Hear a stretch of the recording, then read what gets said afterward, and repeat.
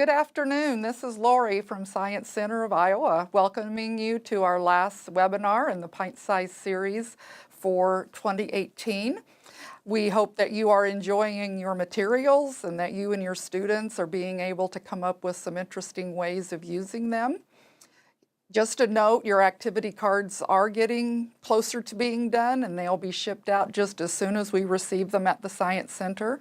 I know you're anxiously awaiting to see details on other ways you can use your materials. Tonight we're going to talk about different STEM careers that all of this is going to hopefully lead to with your students. And then we're also going to talk about those Group 3 kits, which include Exploring Engineering, Push and Pull, and the Fascinating Farmers.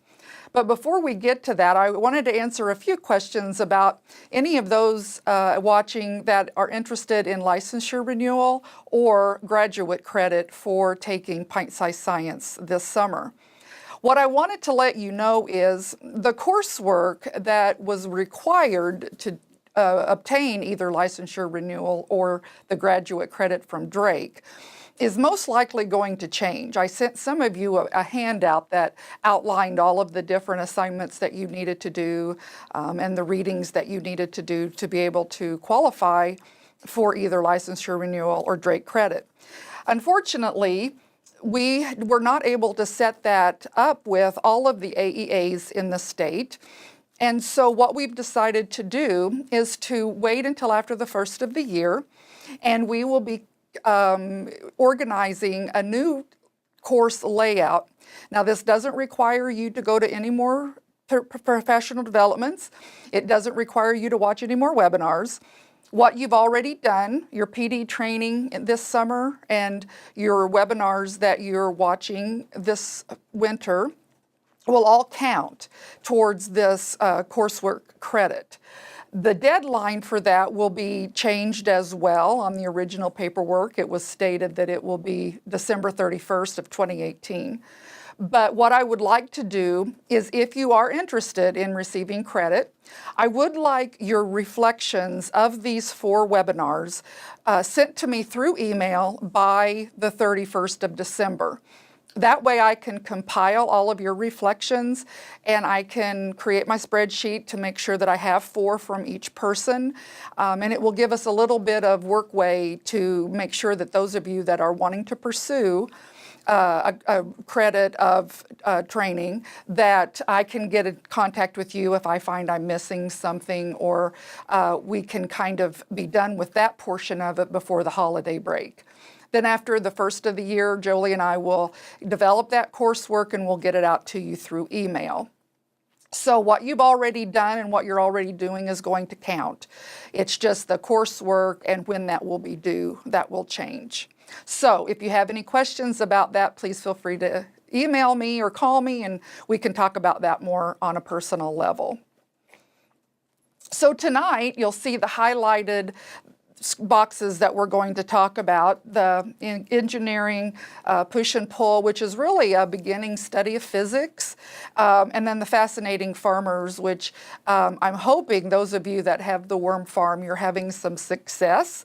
So as we're talking today, if you have things that are working with your worm farm, still maybe some problems that you're having, go ahead and submit those questions or comments. And I believe everyone who received a worm farm would benefit from collective sharing of ideas and ways that we can better improve that worm environment for those of you who received it.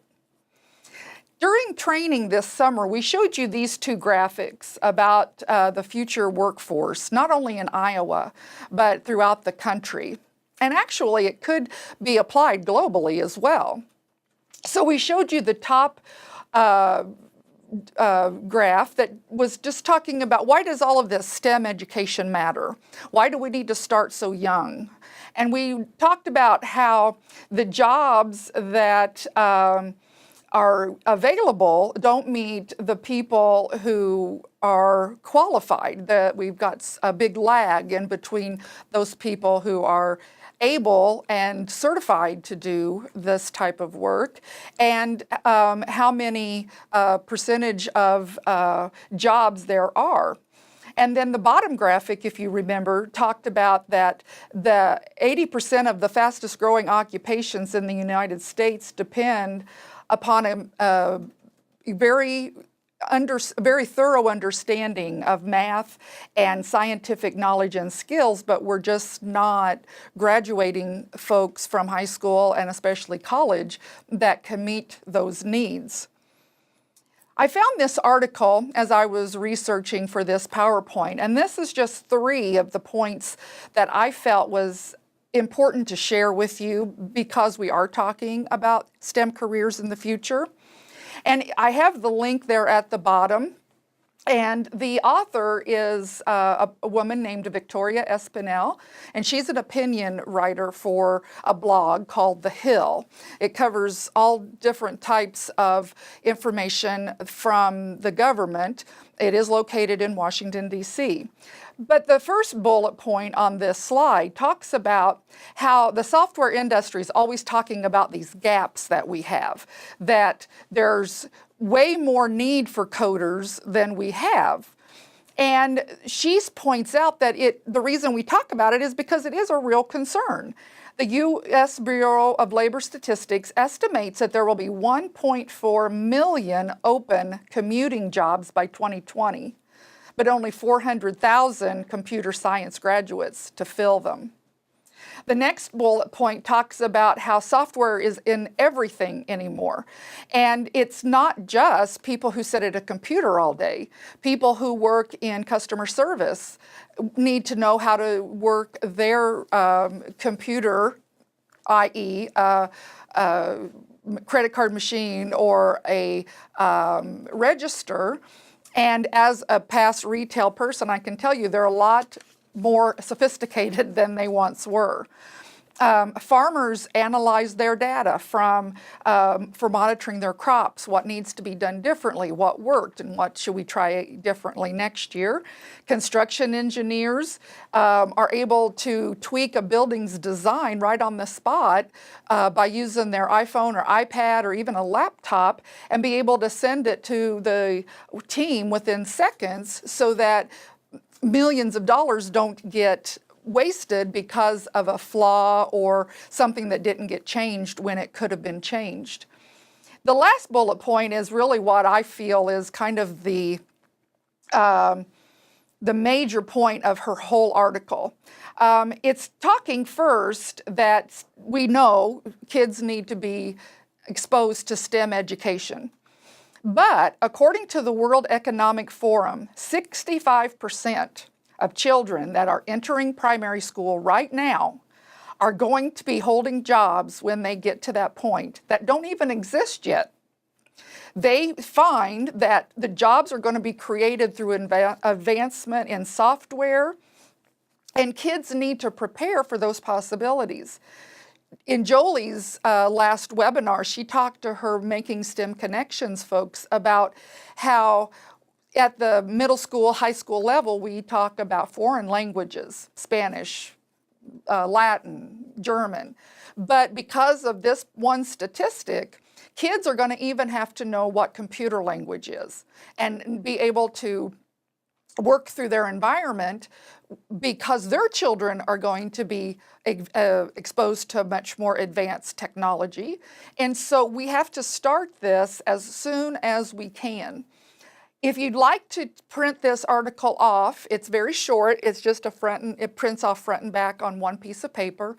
I think it would be an important one for your staff to share with school boards and with administration, because it goes on and talks about the importance of making this not just, okay, we know this and we're working toward it, but to really make it a serious, contemplative process about how you're going to get the students in your district or in your library setting or in your Iowa State Extension outreach to get them to this point where as they go on through their schooling, they're going to be able to meet little by little more and more expectation of them in a technological world. It also talks about how our congressmen and our senators can help by making funds available for materials. If you hadn't received this award this year, it might be very possible that your students would never have received any of these kinds of things because budgets are so tight.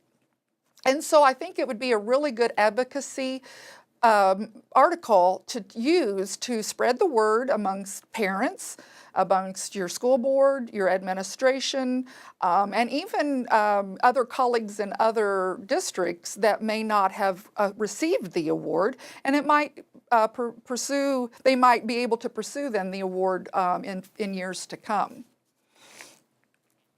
The first module that we're going to talk about tonight is called the Exploring Engineering. You see that the items there are what you should have received in your kit.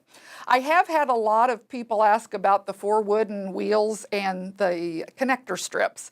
The connector strips are those 4 individual 12-inch length black plastic sticks that you received, and in that same open-ended bag there were the 4 wooden wheels. These are intended to be extra materials so that when children are building with the sail car, or if they're building with the Grab Lab, or even if they're using the make-dos and cardboard construction with other found materials, they could use these as extra materials to put in their design.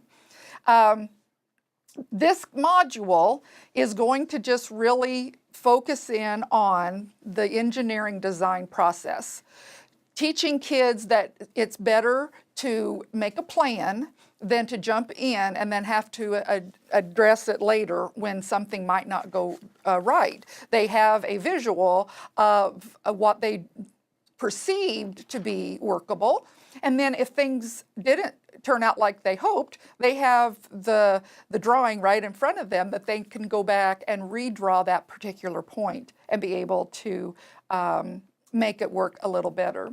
So with tinkering and machinery and building structures and measuring their achievement, the kids are going to be able to become engineers. They're going to think like engineers and process like engineers and be able to use their critical thinking skills and their problem-solving skills to make their design work. So in your kit, you should have received the make-dos, which are in the gray bag, the sail car and Grab Lab, the maker tool set. And I did have a question about this. They said that beside their inventory it said 4. Actually, that means there's 4 tools inside of your maker tool set, and you receive 1 box of tools.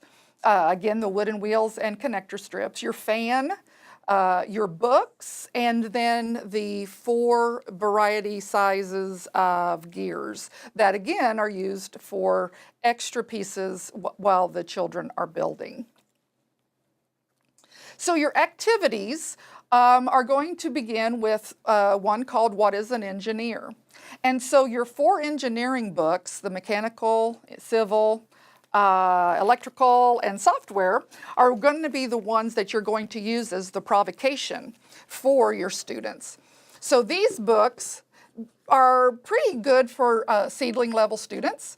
They're not too in-depth. It gives a good platform for going deeper in depth with these particular types of engineering careers, but it gives you a good start. And it is all nonfiction, so kids are getting a real look at what engineers do, the tools that they use, the thinking processes they go through. And so you can use these as a whole unit with engineering, or you could break them down into each type of engineer and talk about them as a separate unit. There's no shortage of information on any of these careers, and I think that the kids would maybe enjoy being able to delve farther into that. So they're going to be able to read those books, look at those books, and then they're going to be able to pick a problem, and they're going to go through that engineering design process where they're going to figure out what they would like to solve or a structure they would like to design, and they're going to create a tool to do it. So that would be their drawing or their representation of what it is they want to build. So it kind of gets their feet wet about what it is to be an engineer. Now with your sail car and your wind power, you're going to have kids build their sail car, and there is enough in there for 10 to be built.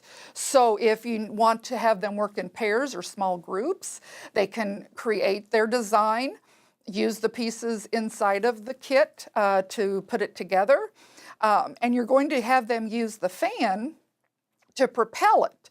So it's a good time to talk about how gas-powered cars create air pollution and carbon dioxide, and how using a different form of propulsion, is going to maybe help reduce that carbon dioxide footprint. And the sail car is a good way to do that. This might lead into solar cars or Lego cars that they could use rubber bands to propel. It's just a way for them to use their creativity to devise a vehicle that, in this instant, can just be used and propelled with wind. The next activity is grab and go. So this, again, they're going to be working on that design model that engineers use, and they're going to create some type of a grabber tool after they investigate how the Grab Lab kit works. This is a good time for you to use your make-dos, construction kits, cardboard, found objects, whatever you can come up with that kids can use to build a grabber, and then figure out what is the best way for that grabber to be strong, to be able to hold something for however long, 10 seconds, a minute, whatever they want to put on that as a parameter, and to be able then to see their design and fix it should something not turn out the way they had hoped. The next one is called This Chair is Just Right. So with your make-dos and any found objects that you can provide for them, students are going to be able to take a look at a chair. And they're probably, the older students might think this is kind of a silly thing to ask them to do because we take it for granted. It's just something that we have in our environment. But what is it designed to do? How does it work? How does it support weight? And so I would ask that you provide as many different types of chairs that you can during this activity, and just have them take a look about where supports are, how many legs it has, how wide is it, how tall is it, how deep is it, and then come up with some traits of the chairs that they've been investigating, excuse me, to see how I'm going to design my own chair. And they're going to do this with found objects. So the make-dos are a good way for them to easily take in or put in and take out the little screws if it's not in the right place. You want to ask them to set some parameters for their chair. Something like, okay, our chair is going to support X number of pounds, or it's going to support Julie or Mrs. whoever. Or maybe they want to put parameters on it like most chairs are X number of inches high, or they're X number of inches wide or deep. Have them consider those types of things, and then if they do their investigation and the chair doesn't meet those parameters, what is it they need to change? How can they better improve their design so that the chair will meet those parameters that they want to meet? The last activity in this set is called What Else Can I Build? And this is going to follow your reading of Going Places. If you remember from the the training this summer, we watched a little video that was based on this and talked about how we don't need to all think the same. In fact, we shouldn't all think the same to solve problems. This is a great book to show kids that sometimes when you have your own thought process, you can do things your own way. Sometimes it might be better and sometimes it might not work out so great, but it's a good learning experience if it doesn't. And so they're going to then take their sale card kit and they're going to design a vehicle with a special purpose. So now we're not just building to see if it'll move with wind, we're going to build it for a purpose. And so this is where you want to encourage them to think a little bit deeper as an engineer. What is it about the materials that is going to affect the performance of their vehicle? Engineers do this all the time. It's not unlike the ball investigation we did during training this summer, where we asked you to consider the properties of the balls and how those properties will affect the bounce of the ball. This is the same thing that you're doing with your students, is what kind of materials are going to make that car function the best that it can. When I was reviewing for this webinar, just on one job site, I found that there were more than 100,000 open engineering jobs right now. And that was countrywide, and that was just on one job site. So there are a lot of opportunities for students to grow and become some type of an engineer that will benefit the country, the products that we use, the environment that we live in.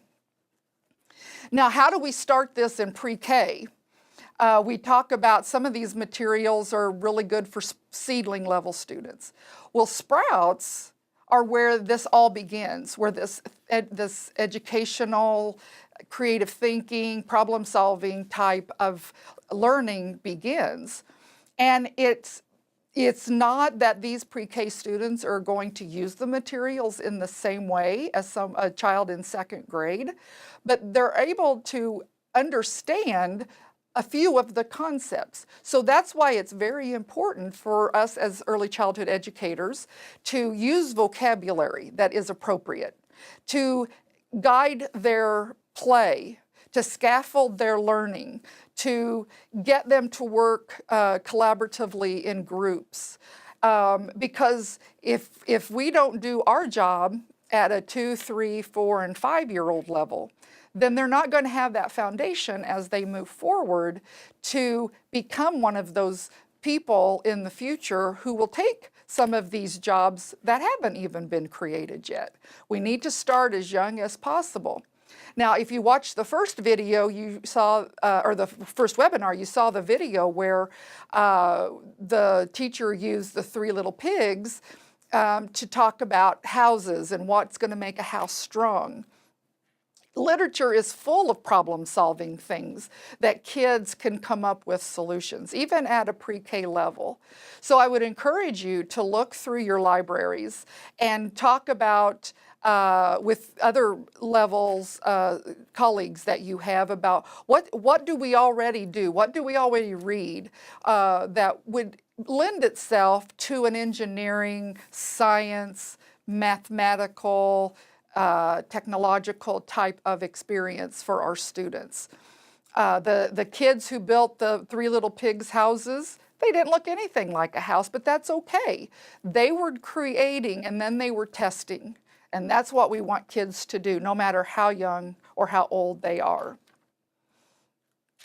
So the careers that you're going to see on your activity cards, or you should see on your activity cards, one is a petroleum engineer. And as it indicates, this is a person who's going to be working and trying to find ways to harvest crude oil in the most environmentally friendly and most economical way as possible. Optical engineers, excuse me, designs components of optical instruments. So when you go to the eye doctor, all of those things that they use to perform their evaluations need somebody to design it. And so things that we use, such as CD players, DVD players, those are all designed by an optical engineer. Some other careers that you can learn from the books that are provided: civil engineering, and there are so many facets of civil engineering. I've highlighted transportation and water treatment facilities that our infrastructure depends on. There are also mechanical engineers, as one of your books will talk about. They're usually involved with the generation and distribution and the use of energy, the processing of materials, the control and automation of manufacturing systems. Anything that has to do with a machine is a mechanical engineer. Software engineers, they're going to work with computers and developing software, testing it, evaluating it. Does it meet people's needs? How can we make it better? And then the electrical engineer, they're going to work with systems, electrical equipment, components in motors and radar navigation systems, broadcast and communication systems, and then the electrical systems that we find in automobiles, aircraft, and spacecraft. I don't know about your car, but I've been in many cars that are quite computerized. And even mechanics these days, they have to know how to troubleshoot all of that computerized software. And the mechanical engineer facet of this is where you would need to have a lot of knowledge. How does a motor work? How does the electric seats work? How do the electric windows work? And to be able to break that down into small tasks so that if something were to go wrong, you would know where to go to fix the problem. So engineering is a very big deal these days, and it's going to only get bigger. So I'm going to show you a video, and because this little girl is working with building and engineering something, I thought this would be an appropriate time to look at it. This is a video that I found on YouTube. It's actually submitted by Central Rivers AEA right here in Iowa, and one of the speakers on it is from the UNI Child Development Lab, and then she's going to go into North Tama School, and she's going to show you a little bit about how they get STEM into their classrooms.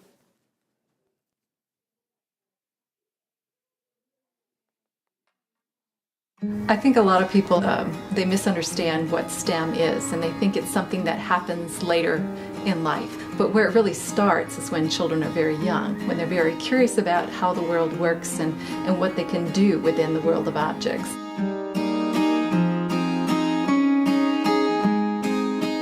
Right now there's a big push to do literacy.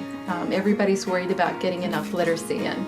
And in fact, I hear people say you have to learn to read before you can read to learn.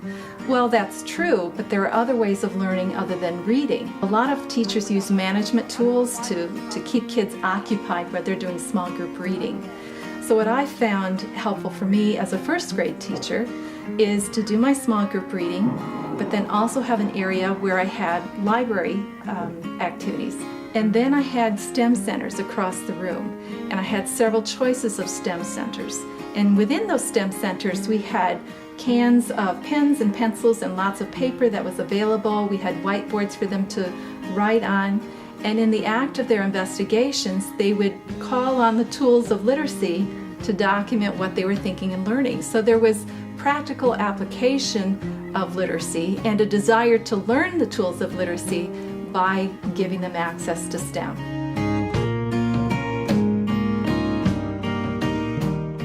The STEM station is one of the stations in the classroom during our literacy time, and it's full of literacy.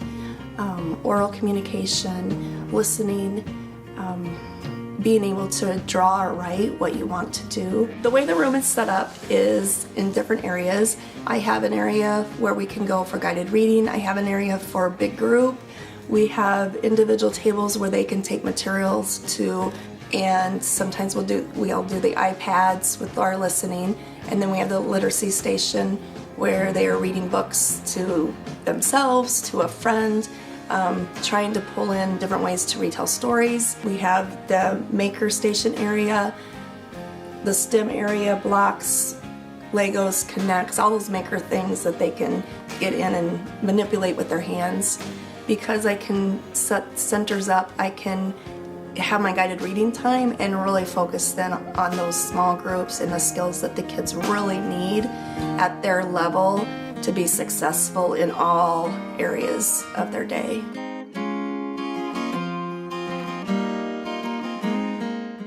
A lot of time, teachers are worried about children's behavior. If you give them these open-ended centers, what is going to happen? I would suggest that you create classroom rules about how could we work in the center in a safe way, and write those guidelines down in the children's words themselves. We've sat down as a group and we've talked about what's important. Why do you think we need these agreements rather than rules? I like kids to kind of think of those behavior type things as an agreement or expectations. Writing those things down with them, what it looks like, what it sounds like, that really helps. This year we've used it a lot where if they have trouble with cleaning up, we read through that social, it's more of a social story, we read through our agreements.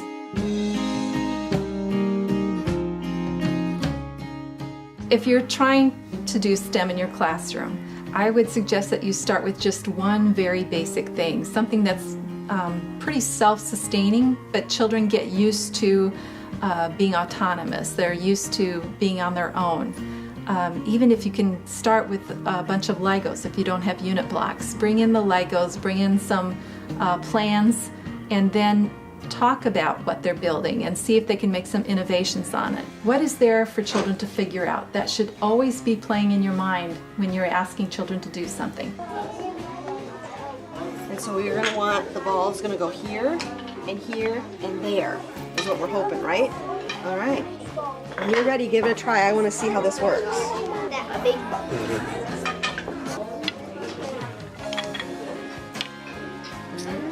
There you go.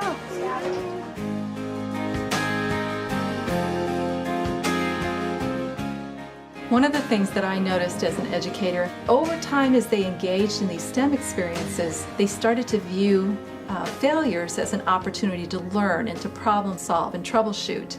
And they no longer felt ashamed when they made a mistake. It was just part of learning.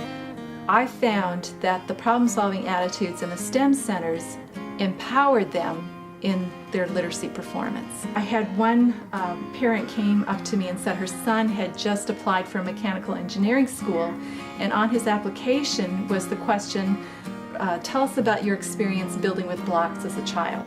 So in higher ed, they are starting to realize the importance of early experiences with STEM. And so instead of waiting to start this until 4th and 5th grade, we need to continue what children are doing into preschool and support it in kindergarten, 1st, 2nd, 3rd, all the way through school. Anytime you can get them in the act of physically doing things to figure things out, the better.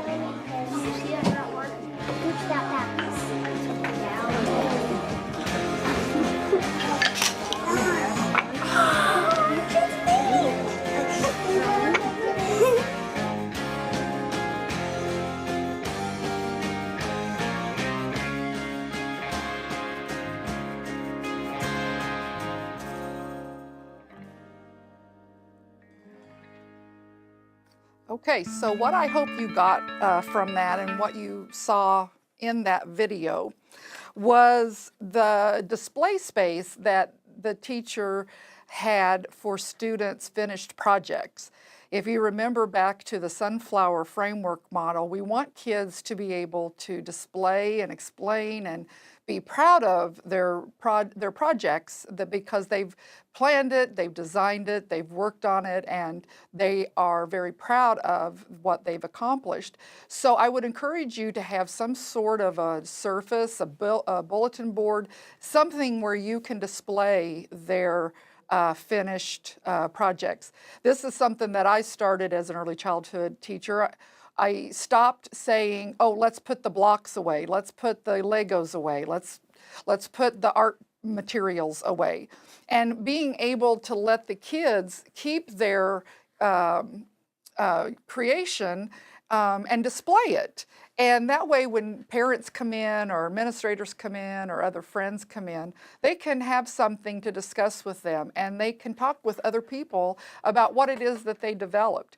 The teacher on the video said that that's one way she builds in literacy. If you remember from seeing their displays, the children wrote a sentence about what it was that they had designed, what they had built. And so it does bring in a form of literacy. They might write a story about their creation. They might take a video of their creation doing something. Lots and lots of ideas of how to use what children create into that top layer of our framework model that we shared with you this summer. Another thing that I hoped you picked out of the video was the provocation question in the blocks. The teacher had put a sign on the wall, how can you divert the path of a ball? What can you build that will change the direction of a ball? And so that's not unlike the provocation that we asked you about in the ball investigation this summer. It is simple as that. No teacher assistance required. Kids can go to it. They can build their own thing. Video it if they have that capability, if you have an iPad or an iPhone that can do that. And again, it's a good way for kids to think about that design model and what they can do differently to make it successful. And then the other statement that the teacher made about failure is an option. We talked about this at some length this summer, but it's a hard thing for teachers to get a hold of. We don't want our students to fail. We want them to be successful. But what we have to realize is we're taking a learning opportunity away from them if every time they see failure, we jump in and try to make it better. They're the ones who need to learn how to make it better. What do I need to change and what do I need to test to do it a different way to get the result that I'm wanting? So those are three of the points that I got out of that, and I hope that through their example, you're able then to let that just springboard you into other ways that you can bring these materials into what you're already doing and not make it an additional lesson that you have to plan or an additional piece of time throughout the day that you have to work in. The next module we're going to talk about this evening is called Push and Pull. And it's going to talk about the forces that cause motion. Students are going to experiment with their ramps and their syringes, magnets, and they're going to talk about how all of those things affect the movement of an object. Your materials here that you should have received, your ones, your two magnet sets, your balls, the syringes, the 60cc syringes with the tubing, the ramps and accessory, and then your motion book. So what I want you to remember with this module, it's not about what magnets will or will not attract to. That's a whole nother set of activities that you can do with the magnets. But for push and pull, we're wanting you to work with kids to help them see that the magnets can push an object, can force that object to move, or it can pull that object toward them, again, causing it to move. So we're wanting to talk about forces in this unit and not magnetism. The first activity that you're going to do, or one activity that you can do, it doesn't have to be the first one, is the pull of gravity. Just investigating what does it mean to have gravity affect something that you're doing. You can use the balls, you can use your ramp kit, you can use the magnets, whatever you want to do to show kids that the gravity is the force that is pulling objects towards the floor or towards the center of the earth. So any of the materials that you received or any of the other materials that you may have in your classroom could be used for this. Another activity is What's in Motion, and this is for your ramps and accessory kit. And you're going to have children collect data on how the objects move down the ramps and take data on using each of those textured strips that you can put inside of your ramp, because that's going to greatly change the data. You might want to get the stopwatches, the timer from the Sprouts kit. You can have them be able to one person in the team can time from start to finish. Maybe you want to use the rulers or the tape measure to measure out away from the bottom of the ramp to see how far something moves once it reaches the floor. So any of those Science Sprouts materials that will help you with this and will help the kids collect data, that's what it's intended to be there for. Magnets can push or pull is another activity. You have a lot of different magnetic materials, and the kids are going to, again, explore what the forces of pushing and pulling means. You can have them do things on tile, on the carpet, on a desktop, over the grass, on the sidewalk. Wherever you can come up with different ways to challenge those students' thinking to see if they find the same forces that affect those materials in all of those different areas are the same or are they different, and what might make that so. The air pressure versus water pressure. Now, for some kids, the terms pneumatic and hydraulic might be a little bit above what they're able to understand, but when you demonstrate air pressure or hydraulic pressure, or you do pneumatic pressure, you're going to be able to demonstrate to the kids what those words mean. And so the golf balls and the tennis ball that you received is a good way to do this. You can start with the pneumatic, the air pressure, and you can see how far air pushed out of those syringes towards those items will move them. You can do it again with the water. How far does water out of a syringe move a ball on different surfaces? And have the kids come up with the way that they want to collect the data, what they're looking for, and then go to investigating and see what happens when you compare air pressure to water pressure. Some of the careers linked to push and pull. On your activity cards, you have theme park designer and car designer. Those are things that have to take into account forces of wind and gravity and physics principles to make sure that theme park rides work as intended and as safely as possible. Car designers the same way. Why do certain outlines of cars resist the wind better than other outlines of cars? What materials makes them run most efficiently? How low to the ground do they need to be, or high up off of the ground do they need to be? Some other careers that you might be leading your children into, physicists. They are all about space and time and energy and matter that is everywhere in our world. We just don't see it.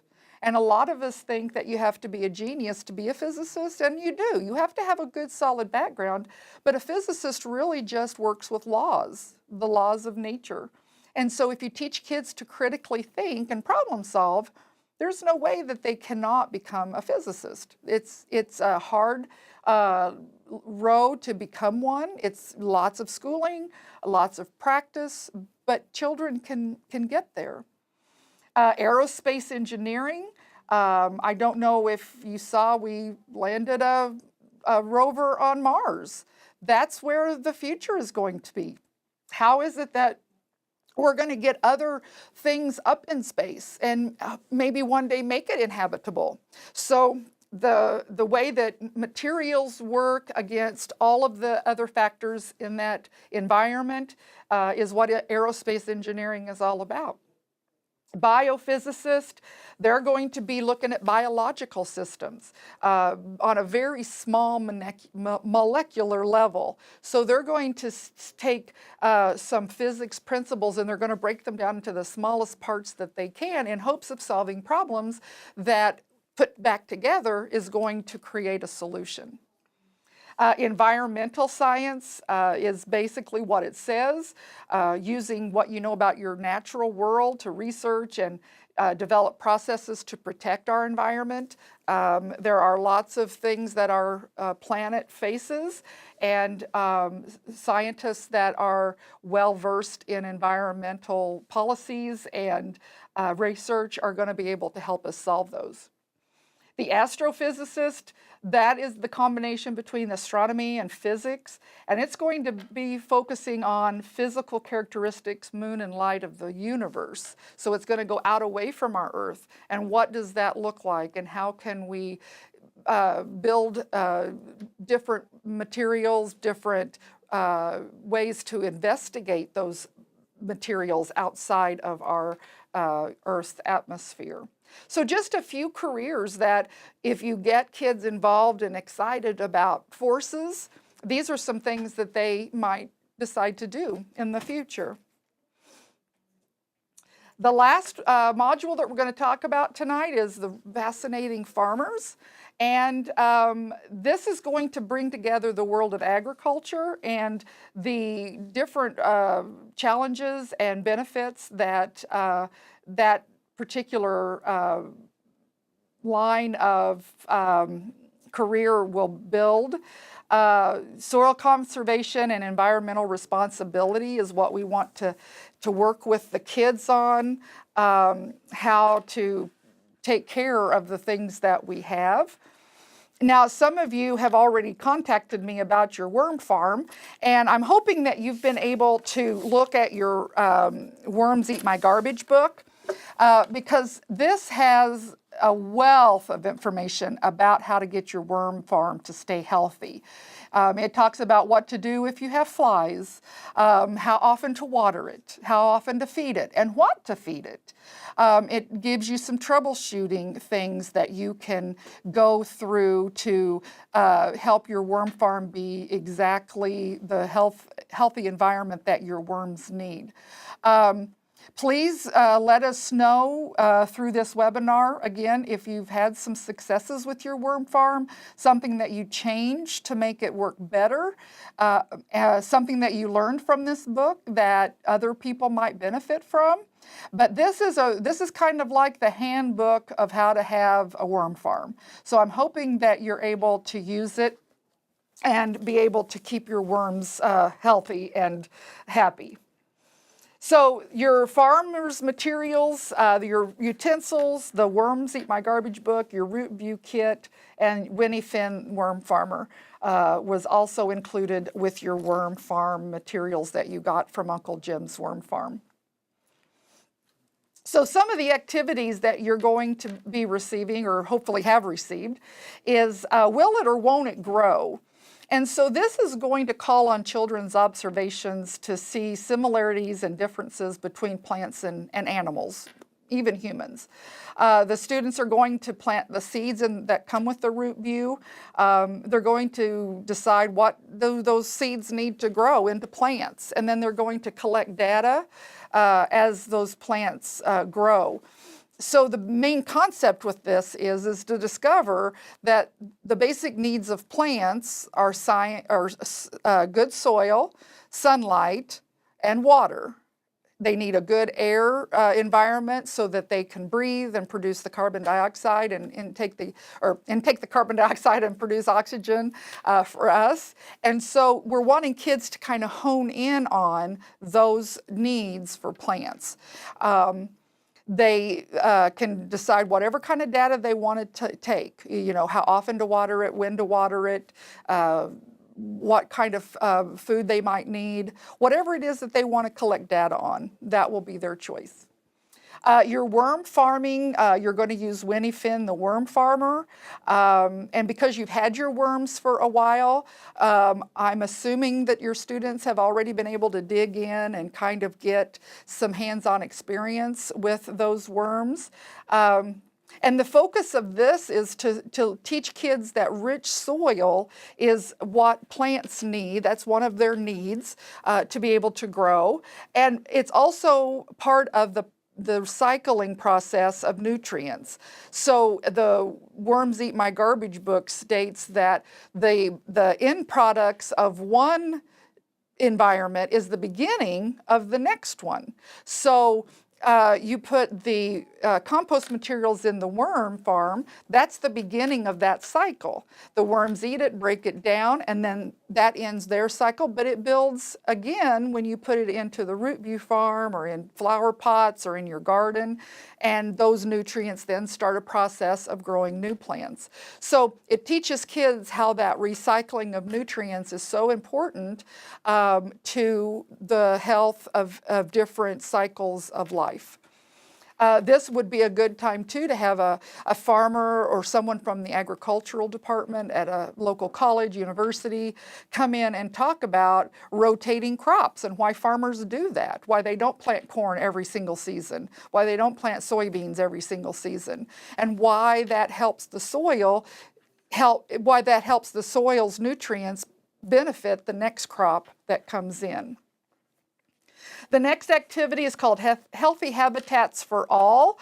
Again, you're going to take a look at the series of events in Winnie Finn and talk about what did she do? What was her beginning of the cycle in the book that helped benefit all of the other events in that book. And again, it's highlighting what a growing environment needs and how to recycle nutrients. So some careers with farming or agriculture. On your activity cards, I highlighted agricultural engineering, and that is just a farmer or someone who works the soil. It could be with orchards, it could be with organic plants, fruits and vegetables, but it's someone who makes that sustainable and it's safe and environmentally friendly. It's not just putting a garden out and eating what you grow, but doing it in a safe and sustainable way. A food scientist, that's the person who's going to take those foods into a lab, and they're going to do safety research and product development so that when it's put out on the shelves in the stores or in a farmer's market, we're able to rest assured that it is a safe product to consume. Some other agricultural careers, agricultural communications. This would pair with someone who maybe wants to go into marketing or public relations or journalism, but they're going to focus on agricultural events and have an agricultural component to it. Agricultural economics, this would be someone who maybe has an interest in math and economics as a whole, but they're going to have a twist to it towards the agricultural side. So what are the agricultural markets doing? And how do they fluctuate day to day or year to year? And things like drought and floods and foodborne illnesses are going to be a part of this. What can we do to mitigate those damages for those types of things? Agricultural education, those are teachers and researchers of agriculture. You can be someone at a middle school, even an elementary level, that you just have a very strong desire to teach agricultural concepts to students, or you can become a PhD and research why some of the chemicals or the growing processes that we use maybe could be made better or have less of an impact on the environment. So back in our second webinar, actually, we talked about bits and bots or coding. And so I wanted to share with you some other careers that would be something that children who really find a niche in playing with the Bee-Bot or doing the cubelets could maybe look into as they grow older. Of course, the health IT specialist, that's anyone who works in the healthcare field. Electronic records are the thing now. Very rarely do you see a doctor with a patient's folder and all of the test results and stuff on paper. It's all digital. So this would be someone who could code that IT portion of the records and be able to benefit doctors and pharmacists and anyone else who is in the healthcare field. The software engineer, again, video games, any kind of app like Facebook that run on our mobile devices and personal computers, those are what software engineers do, but you have to know how to code all of that before you can make it work. Back to Jolie's last webinar, she had a video from YouTube that a 6th grader actually has developed some apps for the App Store, but his point was that he intuitively knew more than his teachers. And it wasn't a dig at his teachers, but as teachers, we don't have time to keep up on the latest technology. So he took it upon himself to fundraise, and I think he said it cost $90 to get an app on the App Store. And so he kind of looked around and saw what his friends needed as far as an app, and he went to town developing it. So kids are not too young to do this. And as someone who's a self-proclaimed technological illiterate, I can see students today just taking off and developing these kinds of things. Network design and administration, of course, you've got to know how to administer networks. You have to know how they work together, how to design them. Data analysis, if you like numbers, this is the job for kids because it's statistics and math, and they're looking at large amounts of data. It could be in insurance fields or governments or any profession that needs a lot of comparison of the numbers that they bring in with all of their data. Hardware engineering, that's just the building and the design of the computer, putting all those bits and parts together and making it work, hopefully as optimally as possible. So down there on the bottom of the slide, I also have a link for you that I got this quote from. And this was from back in 2015, so it might even, it will be a little bit different here in 2018, but it says that 7 million job openings in 2015 were in occupations that required coding skills. Now that doesn't mean you have to sit and write the code, but you have to understand the code. And that programming jobs are growing 12% faster than the market average. So that means our students, back when I was talking about learning computer language, they're going to need to know this. Maybe just to be a person in living in a technological world in the next decade, or maybe even in the next 50 years. So it's our duty, I think, to start young and to expose kids to this as early as possible.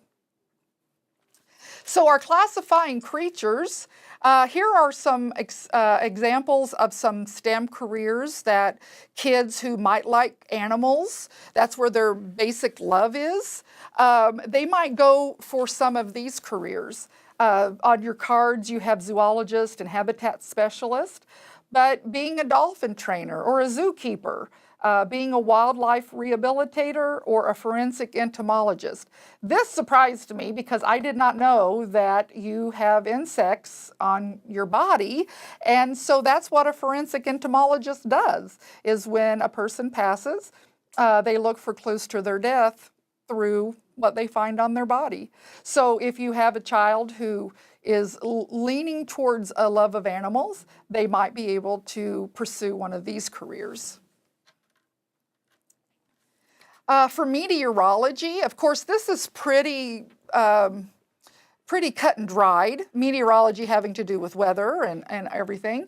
But in addition to the aviation meteorologist who works with air travel and weather patterns, military meteorologists. I learned through this investigation for this PowerPoint that militaries use meteorology to decide when they're going to do a mission and how to use that information to know when to start and when to stop.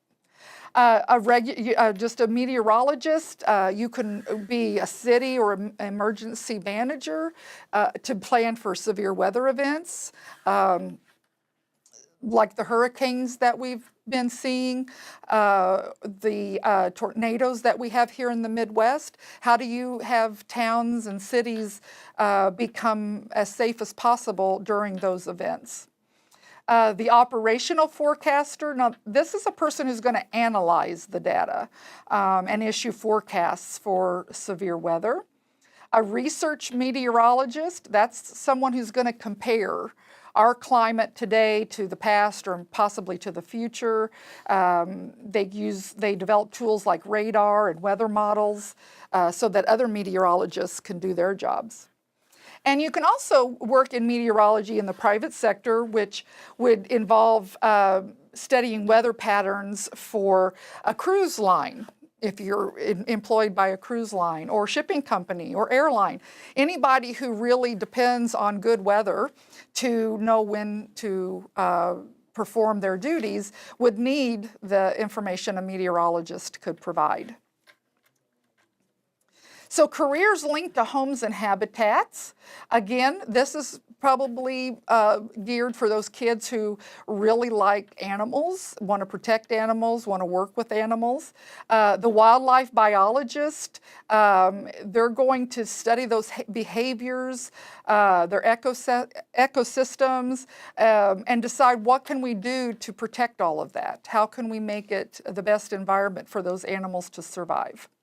Zookeepers, they advise the veterinarians on the health and of the animals. They're consulting with the animal curators and the environments. They work with the visitors to answer questions, give information about behaviors and habitats of the animals. An ecologist, that's going to study the interactions of the organisms in an environment.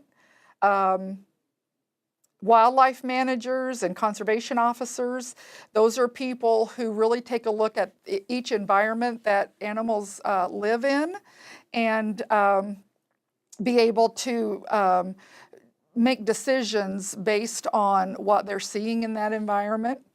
I heard just on the radio coming over today that up where the fires were in California, they are trying their best not to let a lot of that runoff into a river because it is the only river that is for spawning salmon in that state. So they don't want a lot of the plastics and the melted debris going into that river because that's going to change that ecosystem for those spawning salmon.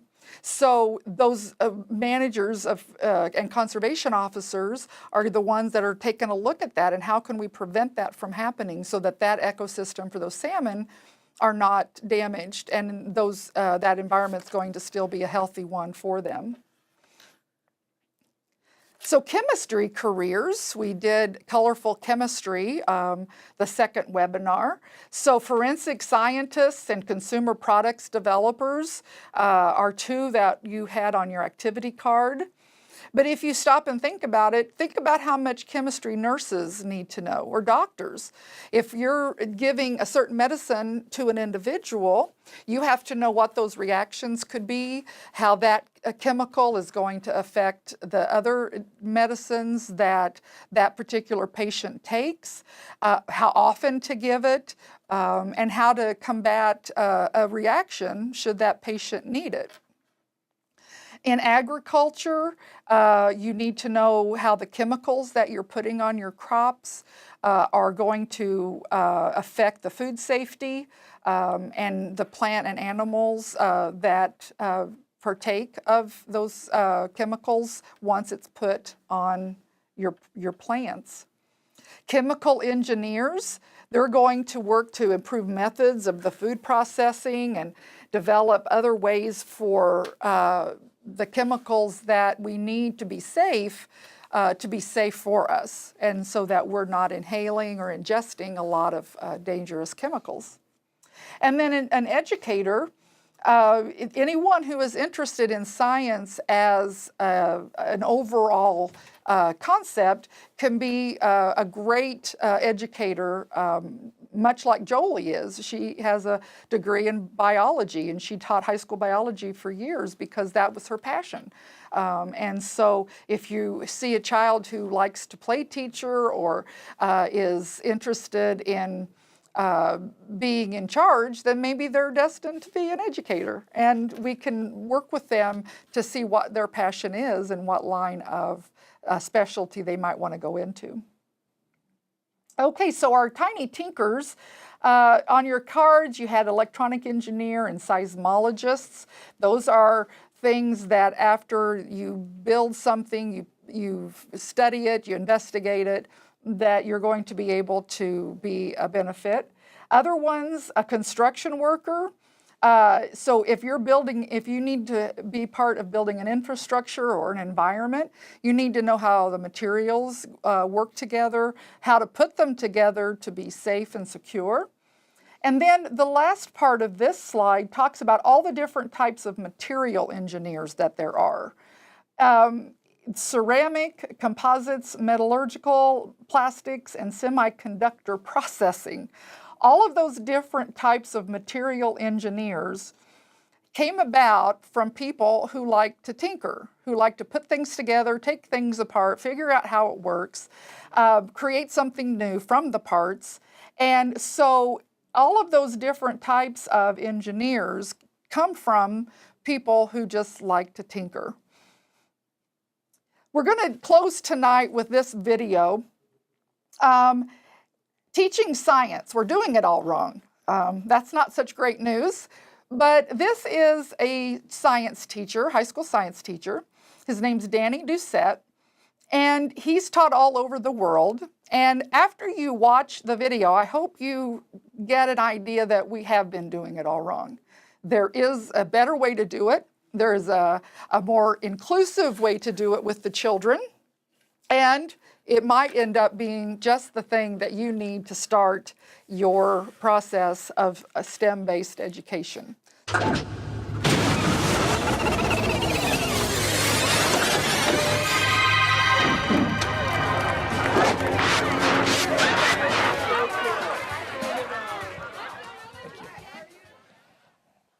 I'm a high school teacher.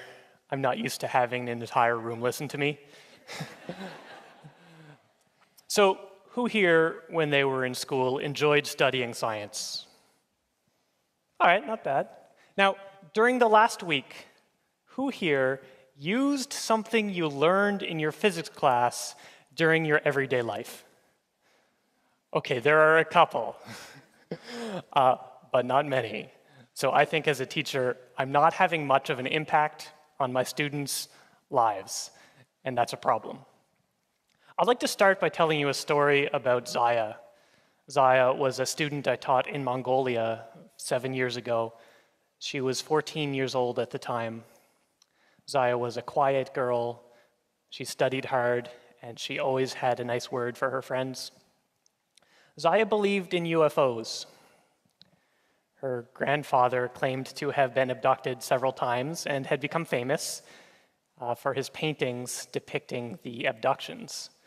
During the time that I knew her, Zaya went to the internet and she began to learn more about conspiracy theories. Over time, she began to suspect that the local government, the national government, and even the world economy were being run by little green people. This is what happens when you take a teenager who hasn't learned to think critically and you give her the internet. So, as a world, we've got some serious challenges facing us: global warming, advances in healthcare, and technology just evolving at an increasingly rapid rate. In order for us as a society to deal with these, we're going to need a scientifically literate populace. And at the same time, if you as a person can use scientific and critical thinking in your life, you will be empowered to better understand the world. But as in the case of Zaya, we, teachers, are not teaching students how to think critically. We are not teaching students how to use scientific ideas to make meaning in their lives. Now, most of us recognize that we need to do better, but at the same time, much of the conversation is focused on the wrong things. A lot of people seem to think that we could make kids love science and good at science if only we could show them enough explosions and fascinating demonstrations. So let's have a fascinating demonstration.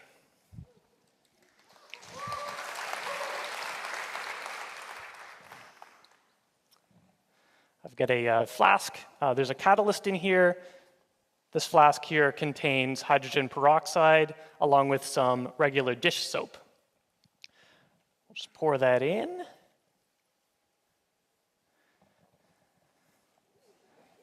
And we get this cool effect here.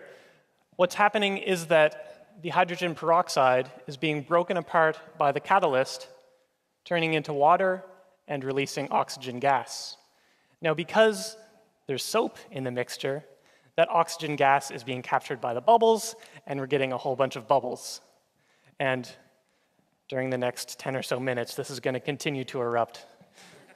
And hopefully that doesn't distract you too much from what I'm trying to say over here. All right. So that's all very cool. But does it make you curious about the world? Does it make you, wonder why the sky is blue, or how a car engine works, or why turtles have cool patterns on their shells? No, not really. I mean, asking questions like that makes you curious, but I'm not sure that this type of demonstration is doing very much for students. Unless we can use demonstrations to promote curiosity or to teach critical thinking, these demonstrations are nothing more than snake oil in a world that needs people to learn how to think critically. The second mistake that we're doing is we're assuming that science is some sort of collection of knowledge. Well, if science is a collection of knowledge, then schools are in the business of determining whether or not students learn this knowledge. We have two main tools to do this. The first of them is the multiple choice question. Which color will produce the best resolution in an optical telescope or microscope? There are 4 wrong answers and 1 right answer. Which sort of power plants should we build to provide us with electricity? There's no room for subtlety or clarifications or explanations. How many chromosomes do humans have? There's no exceptional cases, just the answer. Which of these similarly phrased definitions is the correct definition for energy? It's mostly just a test of reading comprehension. Which is the closest star? You cannot assess a child's ability to ask the right questions, formulate a hypothesis, conduct an experiment, or make meaning in their lives with this multiple choice test. Okay, so the other technique that we have is to ask science problems. Science problems pretend to be real-life situations in which students are supposed to apply their scientific knowledge. Here's an example. The mass is 5 kilograms. The acceleration is 2 meters per second squared, and we know that force is mass times acceleration, so what is the force? When students see a problem like this, they say, what equation am I supposed to use? What vocabulary am I supposed to use? What ideas am I supposed to write down on the paper? And they stop thinking. These problems provide no meaningful assessment of a child's ability to apply scientific knowledge. They're nothing but a test of whether or not students are able to solve this type of problem. So, science tests are no good, right? But so what? The problem is that these tests are acting as gateways. We use them to keep students from graduating from school, we use them to let students into university, and we use them to allow students to receive the career preparation that they need. As a result, there's a tremendous amount of pressure on students, on families, and on teachers to prepare students for these tests. We're focusing on the wrong thing. These tests are the wrong goal. If there's any magic or meaning in science at the start of the year, it is gone by December. So here's the state of things. Science education isn't working. We're trying explosions that are not effective, and we're grinding kids through exams, which don't tell us anything meaningful. I've got another demonstration for you. It's a better one.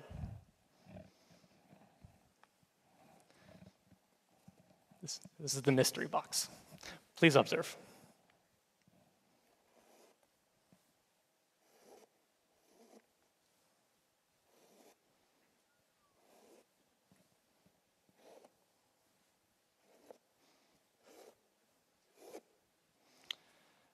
Now, when you see that, who has a question? Who's curious about this? Who just wants to run up on the stage and pull one of these strings and see what will happen? Yes, this is the reaction we want to be getting from our students, right? We want them to be curious. Now, when I show my students the mystery box, they say, now show us what's inside. But I will never do that. Of course, it's sealed. Just like science, the mystery box isn't about the answer. We don't have access to some sort of universal truth. All we have are the questions. I tell the students they can go home and make their own mystery box, and you can do that too. And if your mystery box works the same as mine, then congratulations, you're successful. But I'll never show you the inside of the mystery box. Yeah. Now that's a science demonstration, right? But most of the science learning we need to do is a little bit more difficult, so let's have one more demonstration. I have a white plastic ball, and I have a magnet. The white plastic ball is not attracted to the copper, but neither is the magnet, because copper is not ferromagnetic. Right? If we drop the two through the tube, there's the yellow plastic ball, but where's the magnet? There it is. So what's going on? As it falls, the tube is feeling a changing magnetic field. Just like in a dynamo or in a generator, the changing magnetic field is creating an electrical current. Because the magnet is oriented vertically, that magnetic current is going to be traveling in circles. These circles are called eddy currents. Now, just like current in a wire creates a magnetic field, the eddy currents will also be creating a magnetic field. The magnetic field that's being created here will be in the opposite direction to the magnetic field that the magnet possesses itself. Therefore, as it falls, the magnet is being repelled by a field it is indirectly creating.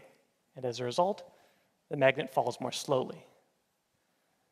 But now, you've seen the demonstration, you've heard an explanation, and you've seen some pictures, right? So we understand, yeah? Well, let's test your understanding. We'll take the magnet, and we will just flip it upside down and drop it through. Is it going to be faster, slower, or the same speed?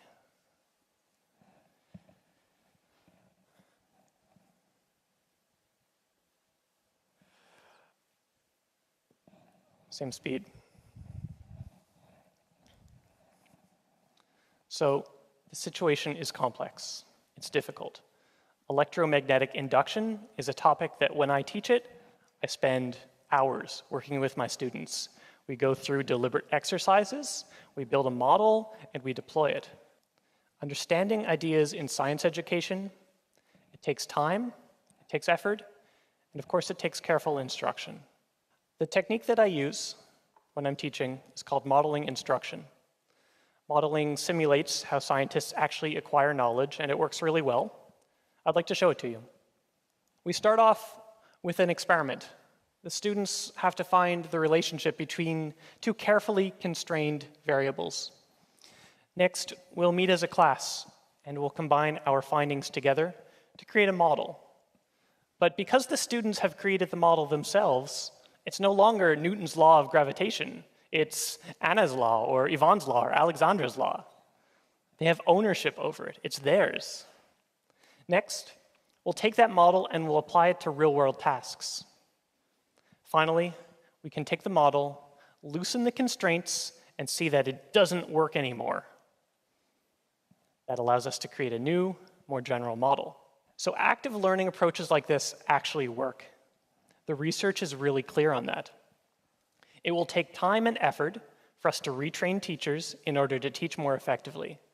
But the good part is that it's not difficult and it's not expensive. My favorite tool in the classroom is the smartboard. I bring the board and the students have to provide the smart. When I want my students to develop skills, I get them to do something real. That's how we keep them engaged. So last week, my students got a water balloon. They went to the second floor and held it out the window, and they needed to make a prediction. When should they drop the balloon so that, as I'm walking underneath the window, it hits me on the head? Let's take a look at that.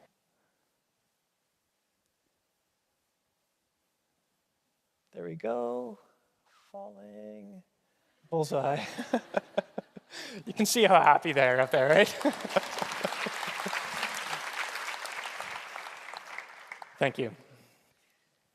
Let's go back to Zaya. So Zaya was becoming increasingly paranoid and worried about UFOs. So what I had her do was I had her apply the scientific thinking that she was learning in class to her ideas about UFOs and about conspiracy theories. Slowly, over the course of the year, she began to walk back her ideas. By the end of the year, she was just a normal kid again. Science and the ways of thinking that come with it empowered her to better understand her world. Imagine if we could have science classes where students learned from active, hands-on, meaningful lessons. And imagine if we all learned to think scientifically and critically. But there's one piece missing, and it's a big one: examinations. Here in Europe and around the world, we're increasingly turning to high-stakes, standardized exams. Every minute, students spend learning how to ask questions, how to do experiments, how to think like a scientist, is a minute they are not spending preparing for exams. Any change that we make to science teaching will need to begin with a change to science assessment. There are alternatives to these terrible exams. Projects, open-ended tasks, group work, lab work, portfolios, virtual labs. If you're a science educator, look these up. They have been tested, they have been used, they've been around for decades. I don't know why people aren't adopting them. It's craziness. I'm here because I want to call on science leaders here and around the world to scale back their reliance on these standardized examinations and to investigate and seriously consider alternative forms of assessment. But I have a message for you too, and especially to students. Science is more, so much more than tests. If you can use science in your thinking, and if you can learn to think scientifically and critically, you will be a smarter and a richer person. We can learn to think scientifically. We can learn to think critically. So demand that from your schools. Demand that from your education system, and demand that from yourself. And most importantly, don't let tests tell you what you do and do not care about. Learning science is hard, but it's also really important. I think we're doing it wrong. I think we can do it better. And in fact, I think we must do it better. Thank you very much. We do have some constraints in our classrooms, things that we have to achieve, responsibilities that we do have to perform, assessments that we do have to give.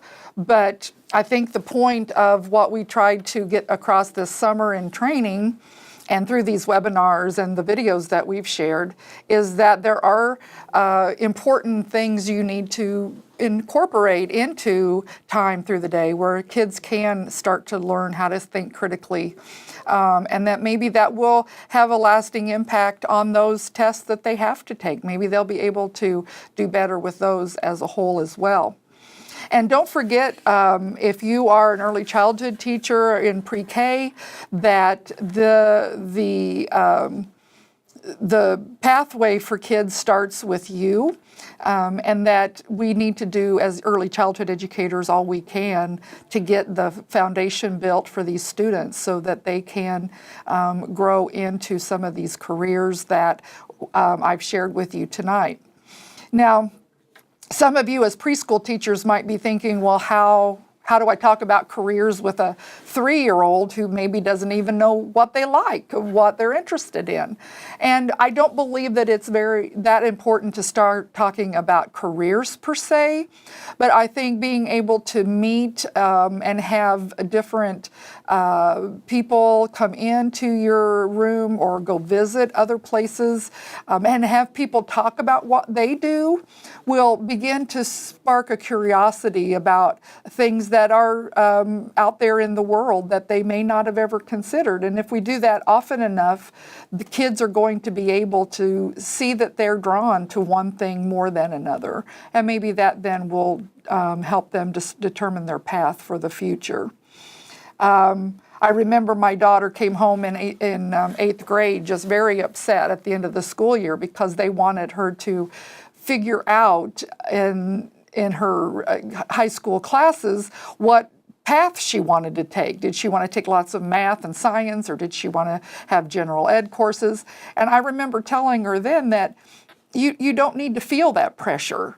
Even if you decide to go one way, you can always change it. You can always go a different direction. So take a well-rounded path of classes, and you'll be a good student. But maybe that isn't the best advice for students these days. Maybe we do need to do a little more exposure and specific teaching to some of these careers and some of the concepts that STEM represents so that students are better prepared in the future. If I can be of any assistance to any of you in any way, please feel free to call me or email me. I'm at your disposal. I'll look and research anything that you need answers for. I have thoroughly enjoyed presenting these webinars to you, and after the first of the year we'll be sending out that email about coursework should you decide to take it for licensure or graduate credit through Drake. So have a great rest of your evening, and we will be talking with you soon. Goodbye.